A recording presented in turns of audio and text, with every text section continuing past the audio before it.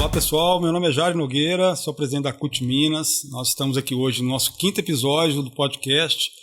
Essa ideia aí de ter uma comunicação diferenciada em outras plataformas com as pessoas, discutindo o mundo do trabalho que acontece aqui em Minas Gerais e no Brasil. E hoje nós vamos ter o prazer de estar aqui com a nossa presidenta, eterna presidenta da CUT Minas, hoje deputada estadual, Beatriz Cerqueira, contando um pouco da sua história e também das demandas da Assembleia, né, Bia? Oi, Jairo. Oi, pessoal.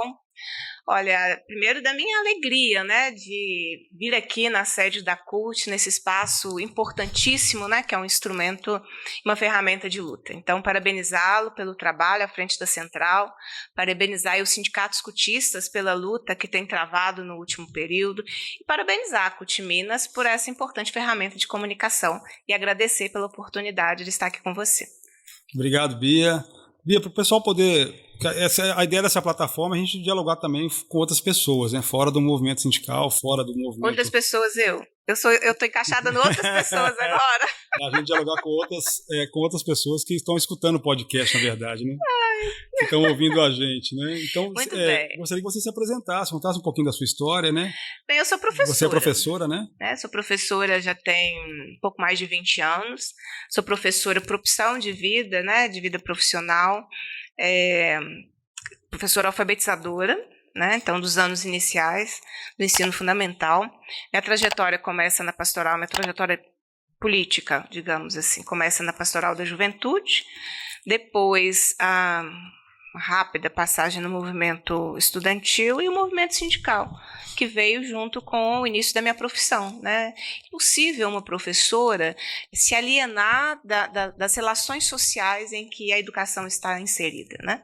Relações que são de poder, que são de exclusão, luta de classes. Então, o início da minha profissão vem com essa militância na área da educação no movimento sindical.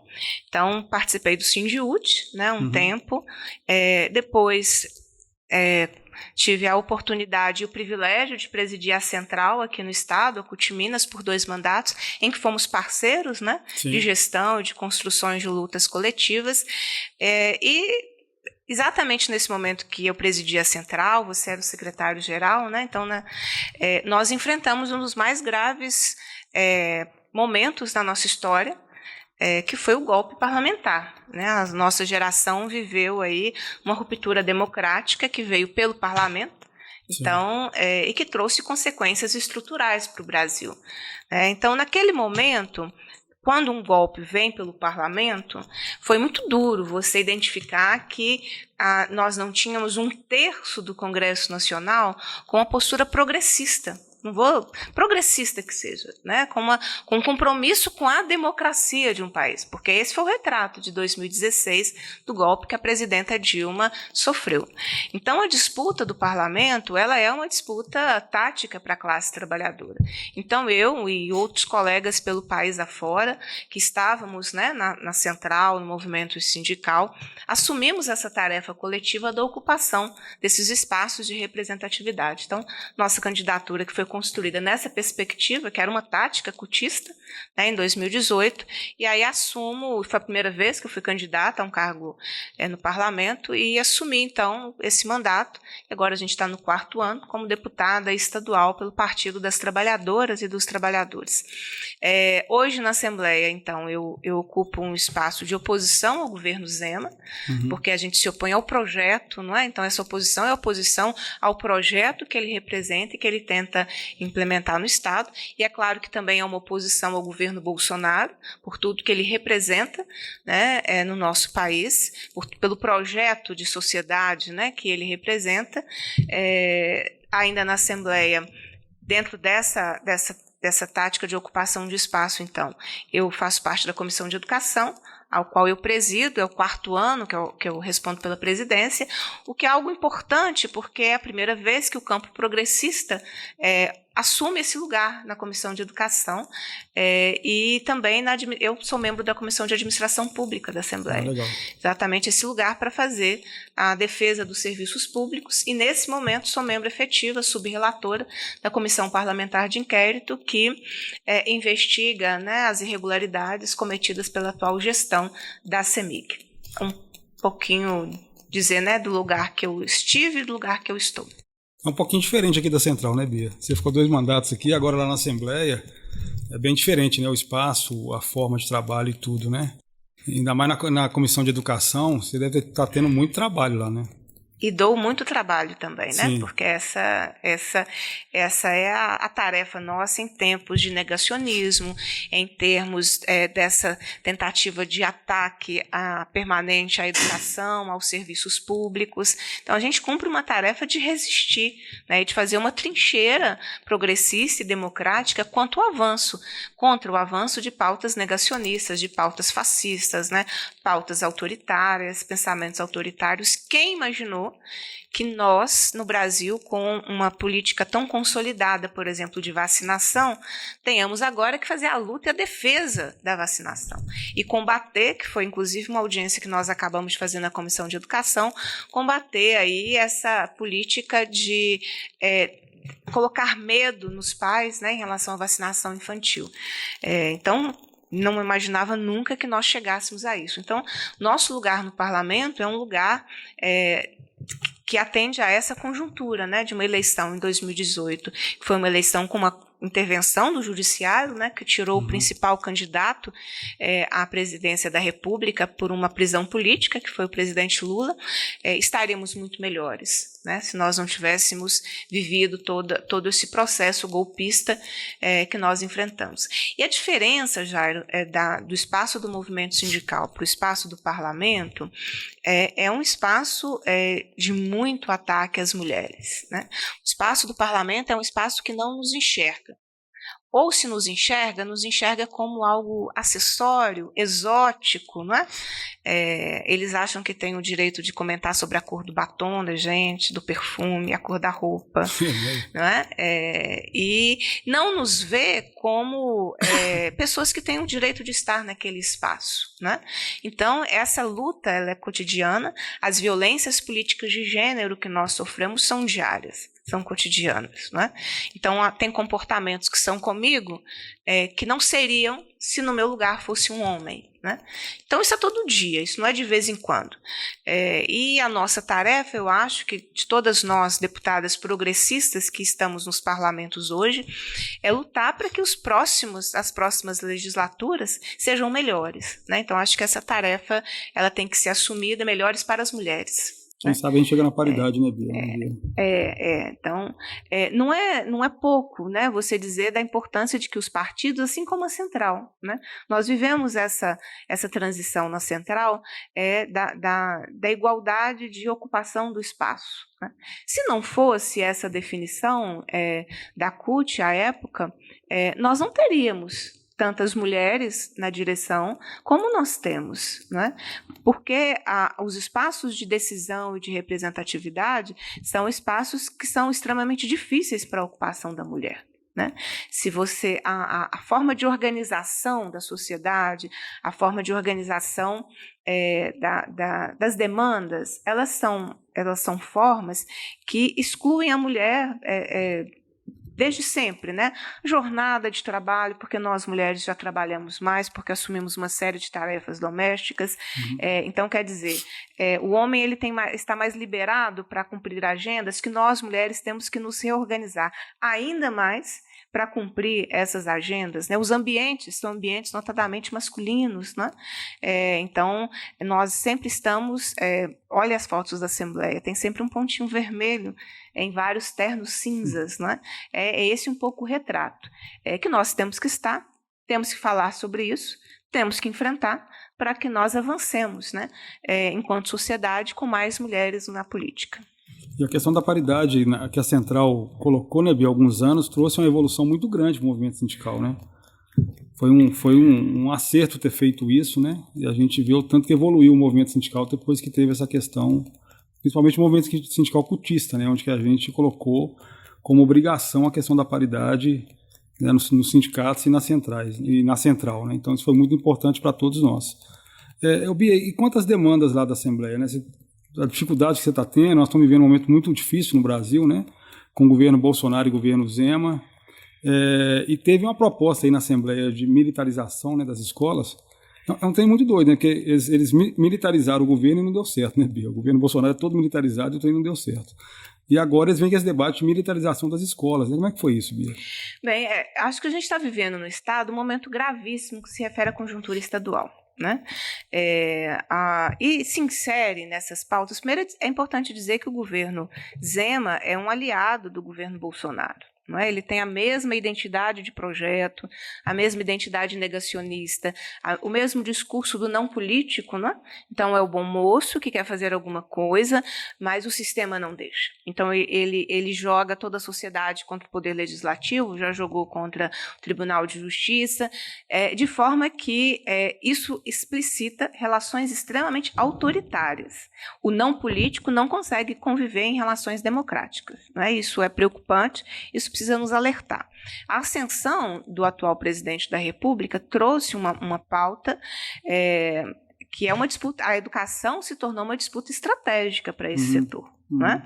Então, você teve iniciativas ou a potencialização de pautas como escola sem partido, educação domiciliar, escola cívico-militar, que cumprem a função dessa disputa estratégica na área da educação. Isso não é só no Brasil, a gente está vivendo essa disputa de forma internacional, né? São empresas da educação, do ramo privado, que interferem cada vez mais nas políticas que deveriam ser públicas, direcionadas à educação. Então, essa agenda hoje da educação do governo federal é uma agenda que atende interesses privados, que atendem à ideia de retirar o Estado da sua responsabilidade pela educação, desloca a ideia de que a educação é um direito para a área de que é uma questão de segurança e, portanto, desqualifica, né, o profissional da educação. É gravíssimo isso, e na escola cívico-militar a gente vai ver muito essa identificação.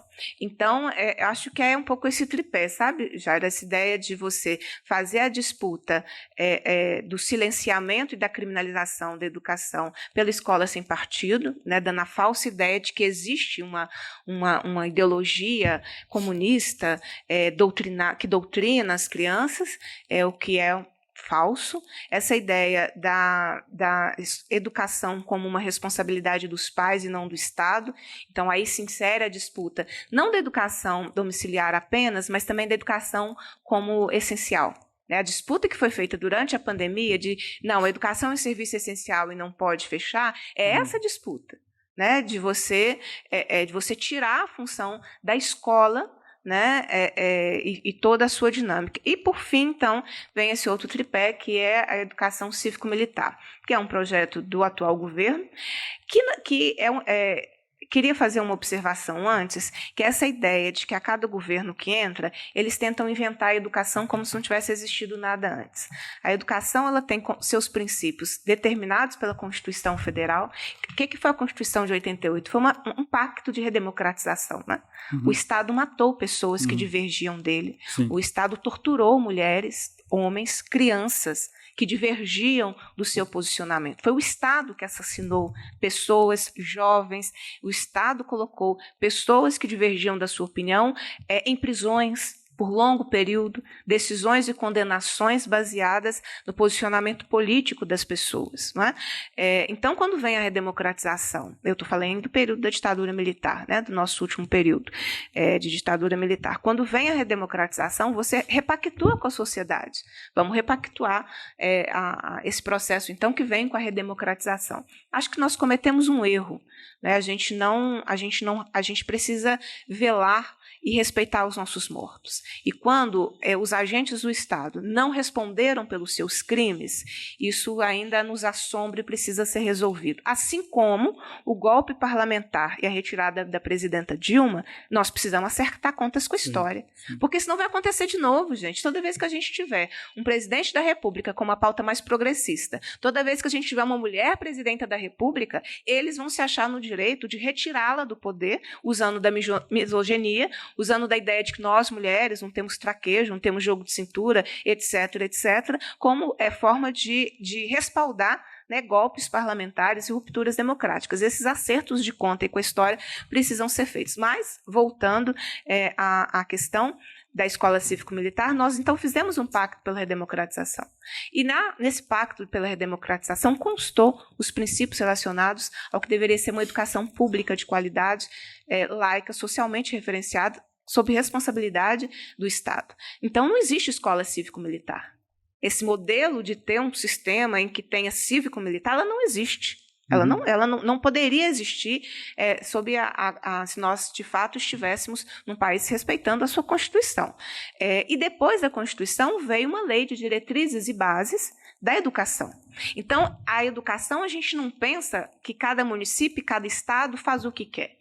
Nós temos diretrizes que são nacionais e que cabe a estados e municípios primeiro, o completo respeito a essas diretrizes e atuando complementarmente naquilo de acordo com as diretrizes. Depois disso, a gente tem um Plano Nacional de Educação. O que é o Plano Nacional de Educação? A sociedade foi chamada a pensar como tem que ser a educação nos próximos 10 anos. Sim. Financiamento, gestão, valorização dos profissionais, acesso e permanência da educação básica, educação de nível superior, está tudo lá. A sociedade se debruçou sobre isso, decidiu o que queria, foi votado, e nos estados e municípios esse processo se repetiu. Então, Minas Gerais tem um plano estadual de educação que tem que guiar os governos estaduais dos próximos 10 anos sobre o que ele tem que fazer. As diretrizes, metas estão lá. Debatidas, pactuadas e combinadas com a sociedade. Não tem que inventar. Não tem escola cívico-militar no plano estadual de educação. Não é? Então, mais um motivo, nem no Plano Nacional de Educação. Então, é uma hábil invenção ideológica desse setor, né? Que vem desse setor bolsonarista, que vem disputar o projeto na educação como um projeto estratégico de sociedade. Então, eu queria dizer da inconsistência, né, de que essa ideia hoje cívico-militar. É um tapa na cara da professora, porque a professora está ali todo dia, ela é formada para isso, ela não está ali de favor, ela tem uma formação acadêmica para atuar, e, portanto, ela merece ser reconhecida pelo Estado e não ser colocado na escola gestores vindos da reserva militar. Não é o policial ou o membro da reserva do Exército tem que fazer gestão, seja administrativa, seja pedagógica. Isso está completamente fora. Eu não vou no quartel da ordem.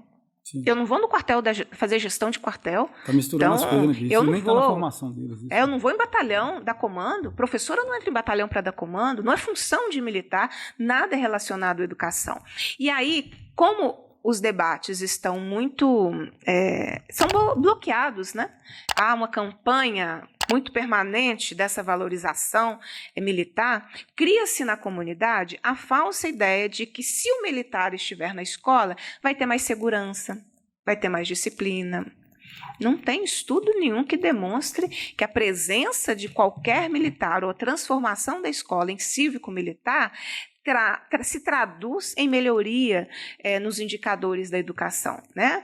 Ao contrário, você desvirtua o que é a função da escola e cria uma falsa ideia para a comunidade, né? Então, a gente vê, às vezes, comunidades que são favoráveis à escola cívico-militar com essa ideia de que vai ter mais disciplina, vai ter mais investimento. O investimento que tem é no salário dos militares da reserva, que passam a ter um benefício de 30% em cima do salário, não é da professora, é do salário dele, né?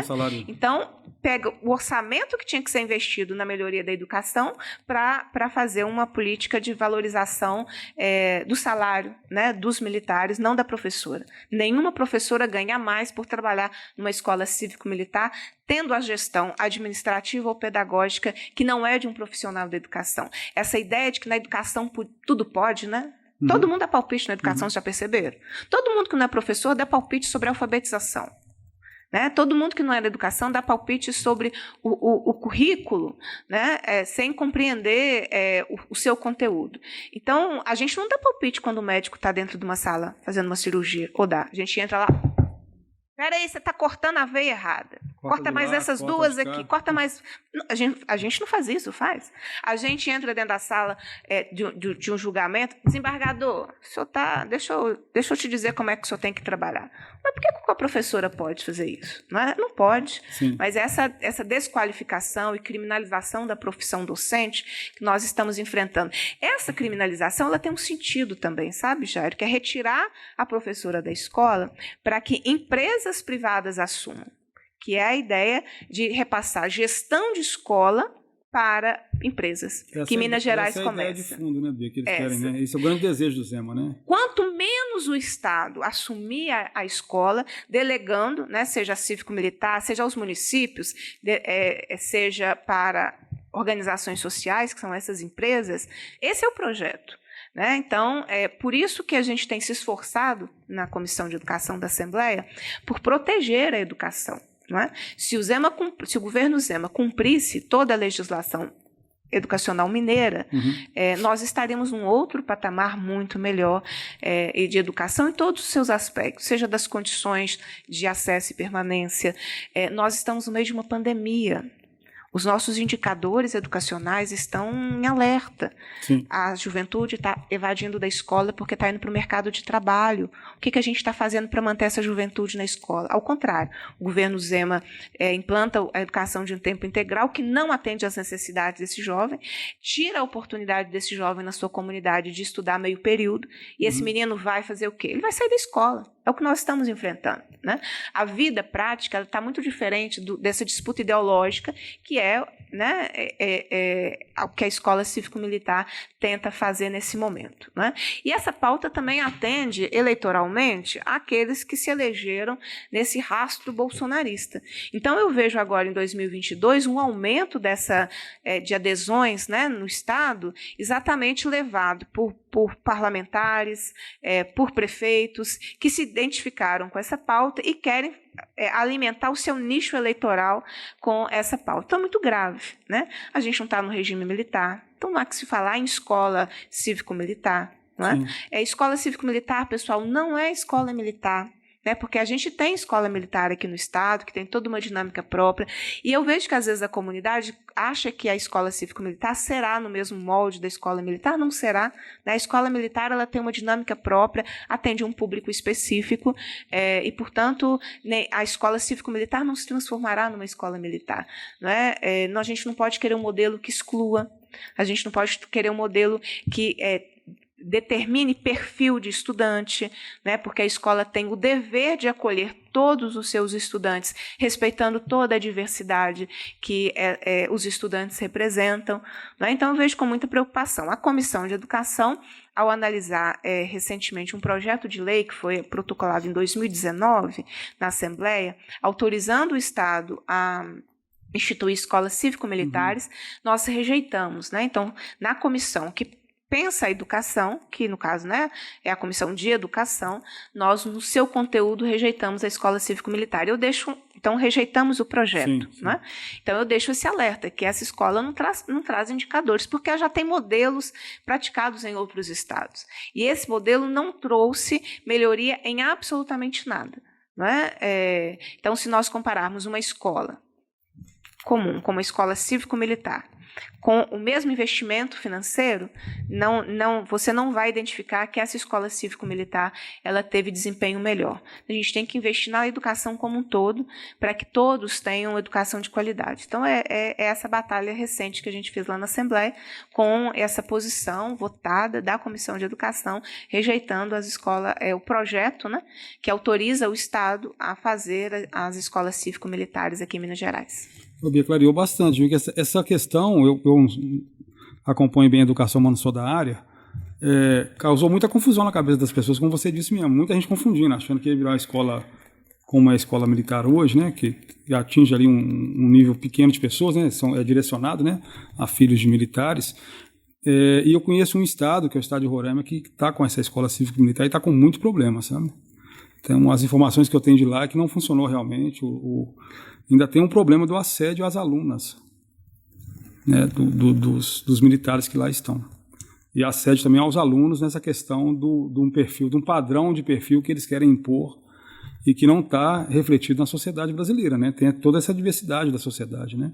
Que está refletido dentro da escola. Então, eles tentam impor isso e causam um trauma muito grande, sabe? E nem tem que estar refletido, né? Assim, essa diversidade da sociedade, ela tem que ser respeitada. Tem que ser respeitada. É muito autoritário você impor um padrão, né? Então, por isso que as escolas militares, ela tem o seu público próprio, que não é universal. Né? Uhum. A universalidade, o acesso e permanência universal é na escola pública. Né? Então, assim, a gente não pode nem dizer que a escola pública não deu certo. Ninguém, porque também é outro argumento para justificar a adesão. Você não pode dizer isso porque a gente luta para que o Estado cumpra a sua função. Então, a primeira tarefa, antes da gente achar não deu certo, vamos ter que ter outros modelos, é o Estado cumprir a sua função. Eu poderia ficar aqui horas dizendo para vocês tudo que hoje o Estado descumpre da sua obrigação na escola pública. E há muitos anos descumpre. Há muitos anos. Então, assim... Então, tem um déficit aí, tem uma dívida com a sociedade muito grande, né, Bia? Sim, o Estado tem uma dívida com a sociedade, com seus profissionais da educação, né? Então, portanto, primeiro a gente precisa apostar na escola.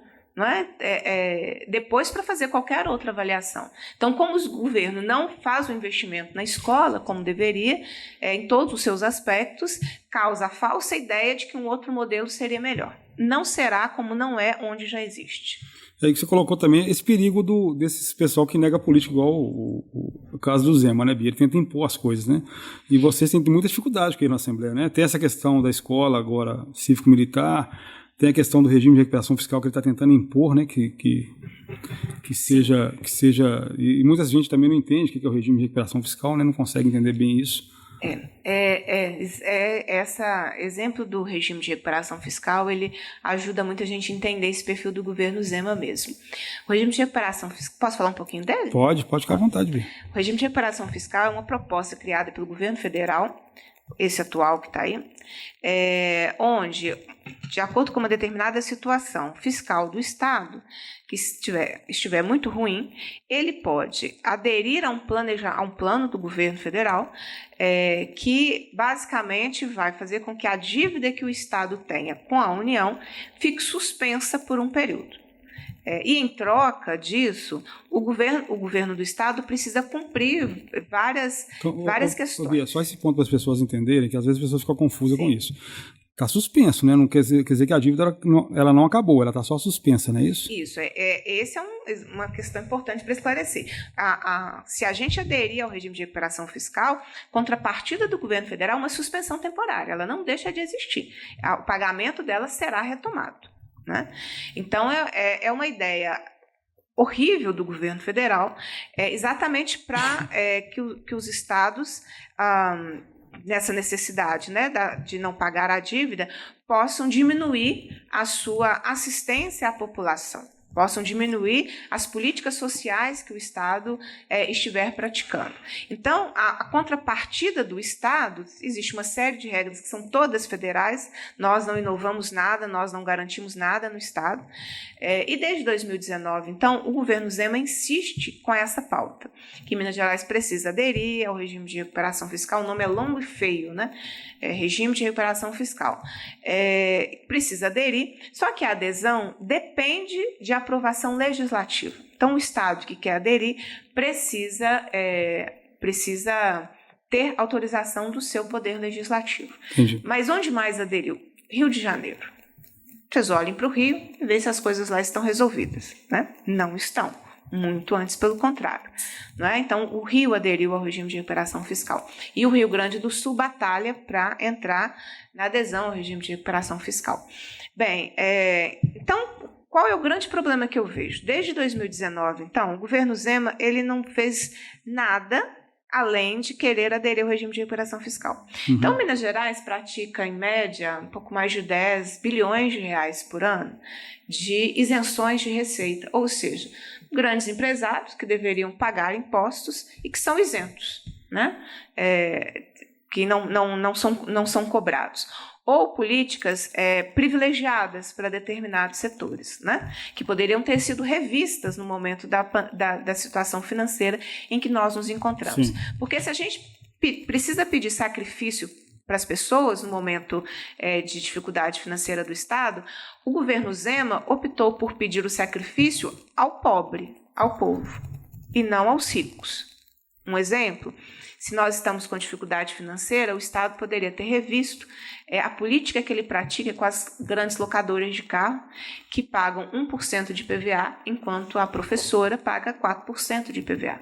Então, se você está numa crise, quem tem mais paga mais. Você não pode, numa crise, dizer quem paga menos paga mais. E essas locadoras não estão quebrando, né, Bia? Estão ganhando muito dinheiro, né? Não vi ninguém quebrando. Eu ganhando muito dinheiro. Plaquinha verdinha aí por onde quer que eu ande, né? Inclusive, o dono da plaquinha verdinha é conselheiro do governo. Sim. Então, eu acho meio difícil, né? Alguém que aconselhe o governador aconselhá-lo, olha, eu preciso pagar o mesmo imposto que a professora, porque a situação está difícil, né? Então, os conselheiros do governo também cuidam dos seus próprios interesses, né? De fato, eu não vi ninguém quebrando, mas vi muita gente perdendo emprego e tem hoje muita gente passando fome. Então, é essas pessoas que o Estado tinha que assistir. E é um tema complexo, né? É difícil também da gente explicar, sabe, Jair? Porque tem toda essa complexidade do que é o regime, o que faz o regime, né? Uhum. E o governo, ele joga frases curtas dizendo que é a última alternativa. Então, estou dizendo que desde 2019 o governo nunca tentou buscar outras alternativas, fortalecendo a receita do Estado. O governo fez uma negociação vergonhosa com o governo federal sobre o que ele tinha direito em relação ao que ele deixou de arrecadar da Lei Candir, né? Então, quer dizer, a União nos devia. Então, quando a União nos deve, a gente faz uma negociação pouco proveitosa para o Estado. Quando é o Estado que deve à União, a gente faz uma negociação super proveitosa para a União. Então, eu me pergunto, quem está defendendo os interesses de Minas Gerais? Né? Mas, enfim, o governo, então, desde 2019, quer que Minas Gerais faça adesão a esse plano do governo federal. Qual é o problema? O plano mesmo, o governo só quer dizer qual será depois que a Assembleia aprovar. Então, eu estaria na Assembleia Legislativa votando a adesão a algo que eu não sei o que será. Então, se eu aprovar o regime de recuperação fiscal, eu estou dizendo, estou aprovando que o governo do Estado faça uma nova reforma da Previdência. Em que termos? Não sei, o governo falou. Eu estou aprovando que o governo, por 9 anos, não pratique nenhuma política remuneratória ou de valorização de carreira aos servidores públicos. Isso pode estar no plano, porque não está apresentado. Eu estou aprovando que o governo pode vender todas as estatais. Eu estou aprovando tudo. Eu estou aprovando que o governo faça uma revisão nas pensões por morte. Eu estou aprovando tudo, eu não sei o que vai ser feito. Aí o que o Zema quer? Que a gente aprove sem saber o que vai ser feito. E o que a Assembleia tem dito? A gente quer saber o que vai ser feito. Apresente o seu plano, porque ao apresentá-lo à Assembleia, a gente está apresentando à sociedade. Porque na hora que apresentar à Assembleia, toda a população terá condições de identificar as propostas e dizer aos deputados, pressionar os deputados sobre o que ela quer. Se eu aprovar o regime de recuperação fiscal, se eu votar favorável ao regime de recuperação fiscal, eu vou estar tirando o direito da professora receber o piso salarial. Se eu aprovar o regime de recuperação fiscal, eu vou tirar o direito dos técnicos e das enfermeiras receberem o piso da enfermagem. Então, eu estou aprovando tudo, é muita coisa. Eu estou aprovando a retirada do direito de pensão de quem hoje recebe pensão de servidor público que morreu, porque as pensões passam a ser temporárias. As pessoas querem que eu vote desse jeito? Alguém que está nos escutando quer que eu, como deputado estadual, com esse mandato oriundo da representação popular vindo de uma eleição, vocês me deram essa prerrogativa de eu votar em nome de vocês sem saber o que vai ser feito? O governo quer que a gente vote sem saber o que será feito. E a gente está dizendo, a gente não quer votar sem que você nos diga o que será feito. Vai manter os privilégios para os donos de locadora? Uhum. Vai manter os privilégios, as isenções que são feitas para as grandes drogarias em Minas Gerais? Vai reduzir imposto de quem? Ou vai aumentar? Vai reduzir de quem? De ninguém? Ou quem já não paga vai continuar não pagando? Sim. Eu acho que a população mineira, ao nos eleger deputados, não nos deu esse cheque em branco. para que a gente decida por algo tão grave, sem que a população tenha acesso às informações, inclusive diga, pressione, avalie como o parlamentar deve votar. É nesse ponto que nós nos encontramos. De 2019 para cá, o governo Zema está cada vez mais tentando forçar a Assembleia a... vocês querem que por 9 anos o governo não faça a recomposição adequada do Corpo de Bombeiros?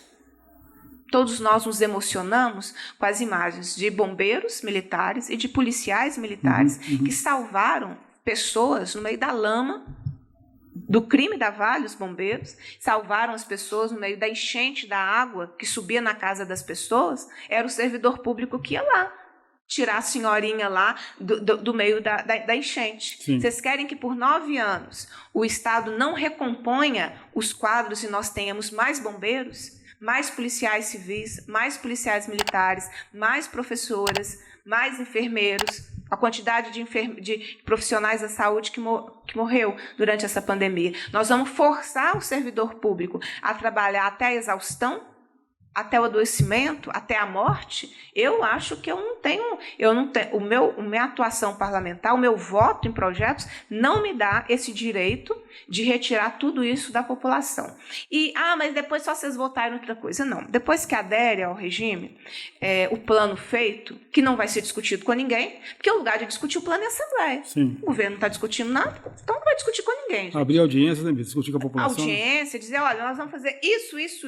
Vamos vender isso.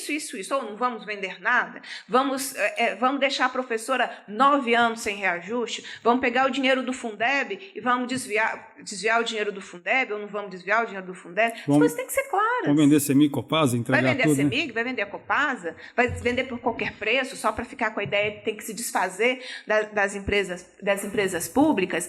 Então, não acredito que o meu poder de voto dentro da Assembleia seja absoluto. Eu represento as pessoas. Mas eu não posso substituí-las de forma absoluta, porque tudo que eu voto na Assembleia, a população acompanha. Todos os projetos de lei estão disponíveis no site da Assembleia com seu conteúdo, com o que será feito. Os projetos passam por comissões. Lá igual a gente acabou de citar um exemplo, né, do projeto da Escola Cívico-Militar. Sim. Foi discutido na Comissão de Constituição e Justiça, todo mundo tem acesso ao que foi discutido na Comissão de Constituição e Justiça. O que foi discutido na Comissão de Educação, todo mundo terá acesso. Quando a gente vai votar alguma coisa, todo mundo tem acesso à pauta de votação e ao conteúdo dessa votação. Eu não tive a votação e não exerço o mandato de deputada para suprimir tudo isso do direito direto da população de acompanhar o que é feito no Poder Legislativo. Então, é gravíssimo. Né? E por isso essa nossa resistência. E o não político, que é esse perfil do governo Zema, entra aí. Essa relação autoritária, avessa ao debate democrático, ao contraditório, é isso que nós estamos vivendo. Porque se ele não quer apresentar o plano, ele não quer submeter à população o que ele fará se a adesão ao regime de recuperação for aprovado. Né? Nós temos... milhares de pessoas desempregadas em Minas Gerais. Nós temos milhares de pessoas que estão passando fome em Minas Gerais. Nós vamos ficar 9 anos sem políticas sociais no Estado, porque se a minha memória não me falhe, o Estado hoje investe 0,17%, 1% do seu orçamento em políticas sociais. Zero? É zero, é 0, alguma coisa. É exatamente isso. 0, alguma coisa. Vocês imaginem 9 anos disso? Então, quer dizer que nós vamos aprofundar a nossa minerodependência, porque nós não vamos fortalecer a agricultura familiar como uma política de alimentação, de geração de renda, como uma política, inclusive, alternativa. Né? Muitos municípios vivem a sua economia gira em torno da agricultura familiar. Nós não vamos fortalecer a agricultura familiar, porque hoje ela não está fortalecida no Estado, por 9 anos, e vamos ficar nessa minerodependência, porque a Assembleia votou um regime de recuperação fiscal. Percebam a gravidade? É 9 anos de muita coisa. Pode ser revisto. Você vai rever dentro do parâmetro do que tiver sido feito. Você está impondo aos próximos governos do Estado, a 2 próximos governos do Estado, no mínimo, uma regra que não terá sido sequer debatida como programa, né, eleitoral. Quando você escolhe um candidato, você escolhe de acordo com as propostas, com o que ele está apresentando, você achou que aquela proposta é melhor do que a outra.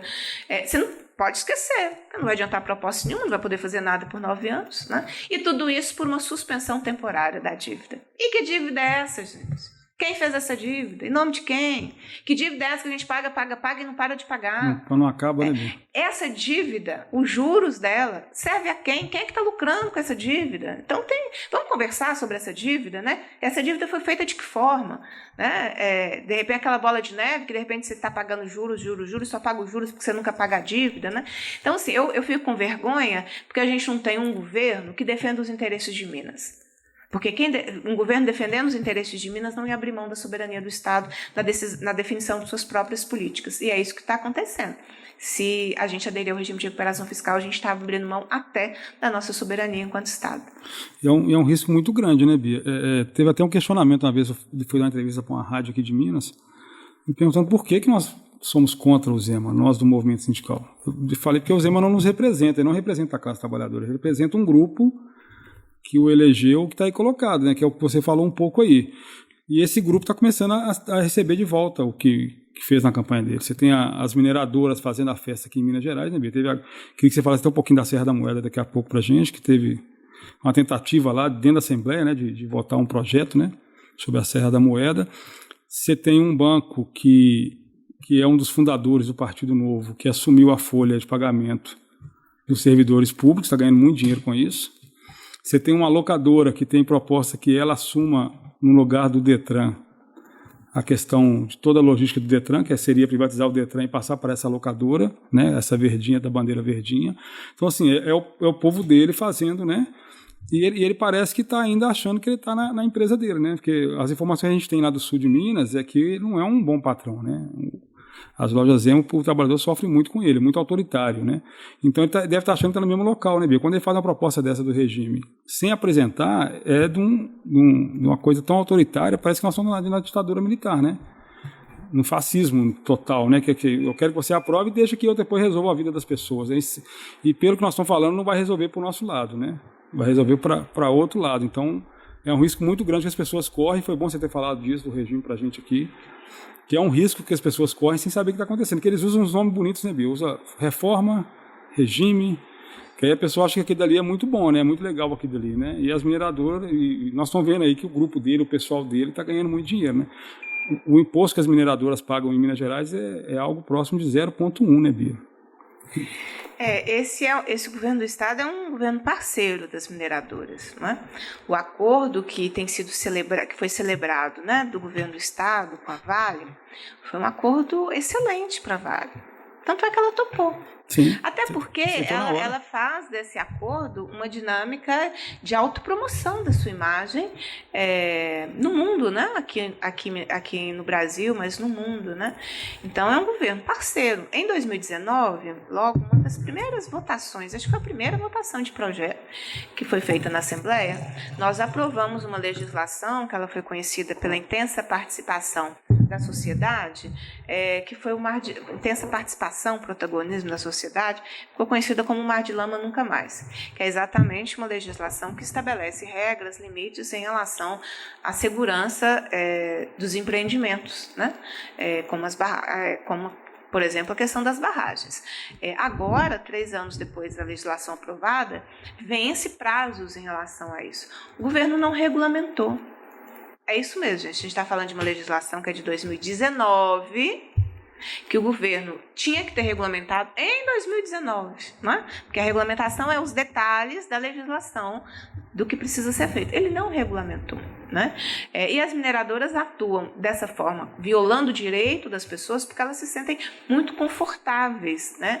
Aqui no Estado, tendo, né, esse guarda-chuva protetor que é o atual governo do Estado. Isso é grave, porque primeiro que a gente não sai dessa minerodependência, né? Então, onde tem a mineração, é uma força devastadora de que nada mais sobrevive. Então, a região, o município, ele fica em torno da mineração. nada mais acontece junto com a mineração. Onde tem mineração, tem agricultura familiar, até porque a mineração acaba com a água, e ela usa a água para suas atividades, então não coexiste agricultura familiar. Então você não tem outras formas de movimentação da economia, né? Não há nem indústria, né, Bia? Não há nada, né? E você eles ocupam tudo, né? É aquele termo da minerodependência, né? Que não repercute nos impostos necessários, né? Você pode verificar, os municípios com as mineradoras não têm indicadores sociais melhores, não têm resolvido problemas básicos, saneamento básico, direito à água tratada em todos os bairros, em toda a cidade, indicadores de educação. Você não tem nada melhor que justifique, né, ou que compense a sociedade por aquela exploração, lamentavelmente. Então, esse é o cenário em relação às mineradoras que nós nos deparamos aqui. Então, é preciso que a gente saia, né, desse ciclo de minerodependência no Estado. Com o atual governo, ele não incentiva nenhuma diversificação da matriz econômica do Estado. E é uma coisa que vai acabar, né, Bia? Vai acabar. Não é eterno, né? Vai acabar, e quando acaba, acontece exatamente o que a Gerdau está fazendo. Aí eu vou atender seu pedido de falar um pouco da Serra da Moeda. Nós nos deparamos, é a terceira tentativa de alterar os limites da Serra da Moeda. Por quê? Porque a Gerdau quer minerar, ela já minera, né, na região, mas ela quer expandir a sua mineração numa área nobre para ela, que hoje é protegida, que hoje ela não pode minerar. Sim. E é protegida? Por que é protegida? Porque é importante para a nossa sobrevivência. Então é importante para a gente que a Serra da Moeda continue protegida como está. Deveríamos estar ampliando a proteção e não fazendo as alterações. Então, como ela quer minerar naquele lugar, que hoje é protegido, ela tem investido, né, a mineração, as mineradoras têm investido sistematicamente para alterar a legislação. Nós tivemos um primeiro projeto de lei que foi noticiado, foi tudo nessa legislatura, né? Que foi noticiado, inclusive pela imprensa, que teria tido, inclusive, um movimento que não representaria a vontade popular de manifestação de opinião, porque você parte da sua opinião. Todos os projetos de lei da Assembleia, você dá a sua opinião. E, de repente, a opinião favorável ao projeto, que mudava os limites da Serra da Moeda, explodiu de voto favorável. Então, a gente viu ali, né, os robôs atuando. Isso foi denunciado pela imprensa no início. O projeto foi retirado da sua tramitação. Quer dizer, o deputado autor desistiu.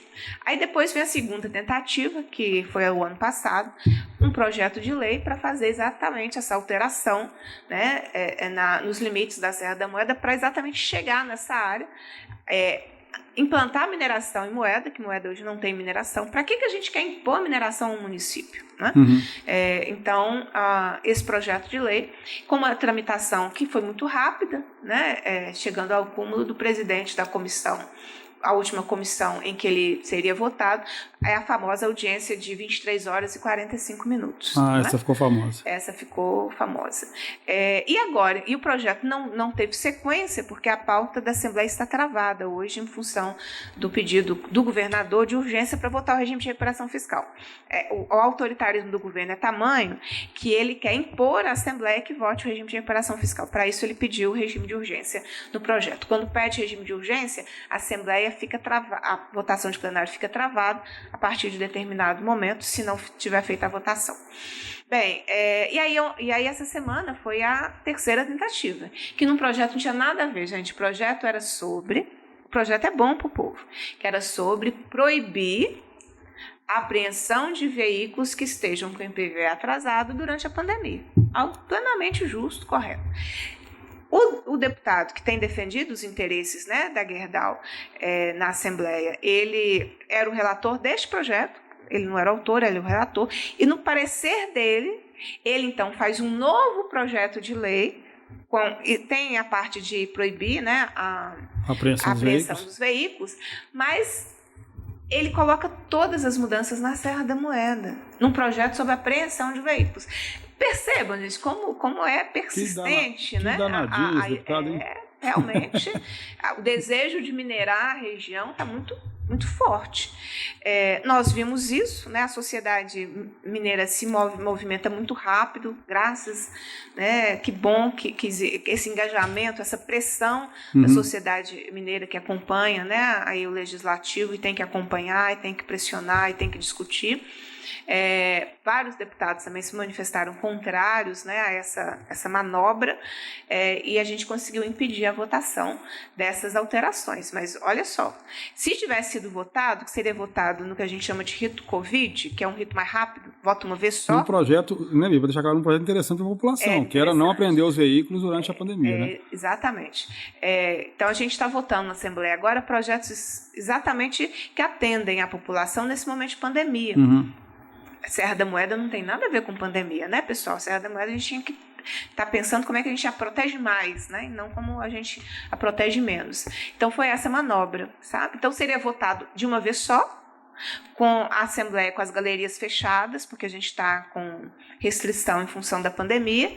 Então se aproveitaria uma pandemia para passar algo extremamente conflituoso, sem a presença ou a participação ou a escuta da população atingida. Isso foi o que aconteceu. Vitória coletiva, muita gente se mobilizou, nós, deputados, também nos movimentamos, e isso, nós alguns, né, que discordam não só do ataque à serra, mas discordam inclusive desse método absurdo, né, e impedimos a votação. Então, nossa serra continua protegida. Agora, como sempre disse minha avó, orai e vigiai, né? Sim. E quem tiver dúvida, gente, quiser pesquisar, né, Bia, o que representa a Serra da Moeda, se minerar a Serra da Moeda, vai faltar água em Belo Horizonte. Então, as pessoas ficarem atentas que ali tem toda uma questão ali ambiental, né? Eles, inclusive, queriam trocar, né? Queriam pegar alguns hectares da Serra da Moeda e doar vários hectares de terras improdutivas, né?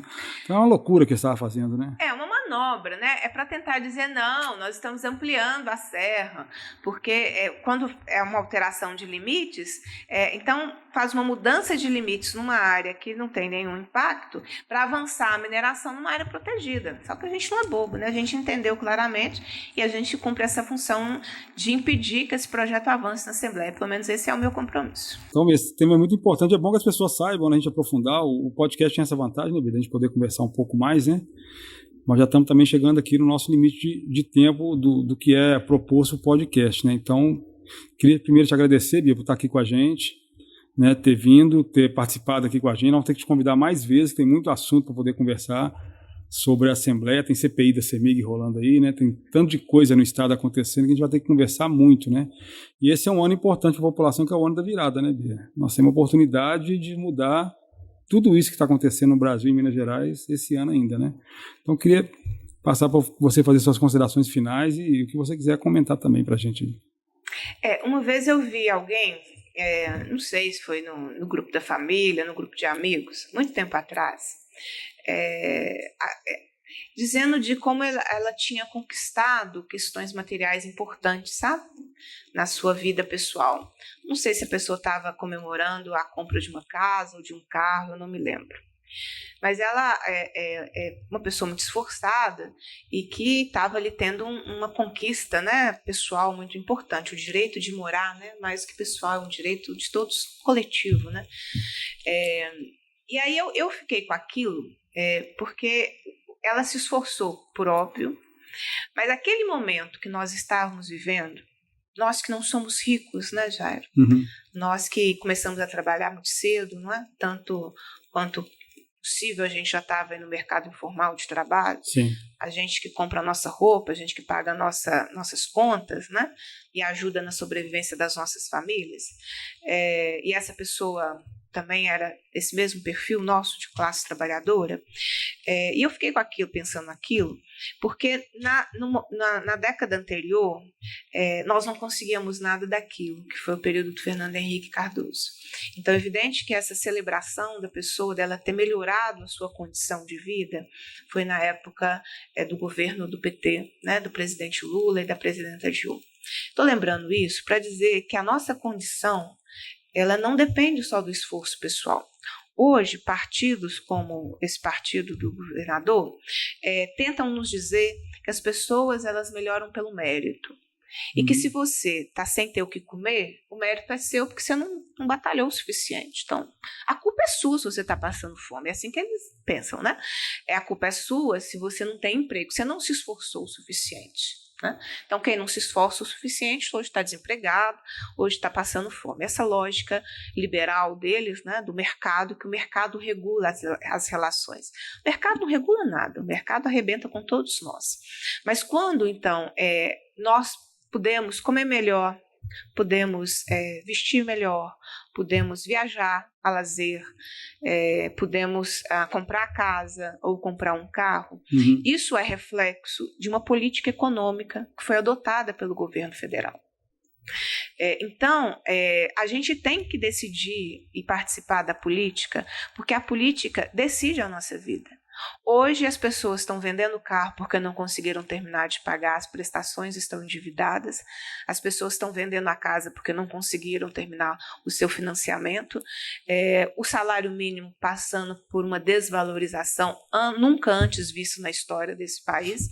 Cada mês que você vai ao supermercado você compra menos do que o mês anterior, a gasolina no preço que está, o gás de cozinha no preço que está. Isso é resultado da escolha feita de quem está, a escolha é feita e, portanto, quem hoje está ocupando a presidência do país. O que o Lula nos mostrou é que a gente cabe no orçamento, que o povo cabe no orçamento, Sim. Que o direito à casa pode ser oportunizado pelo Estado, que o direito de comer melhor é um direito, e que, portanto, o salário precisa ser valorizado, o poder de compra desse salário precisa ser valorizado.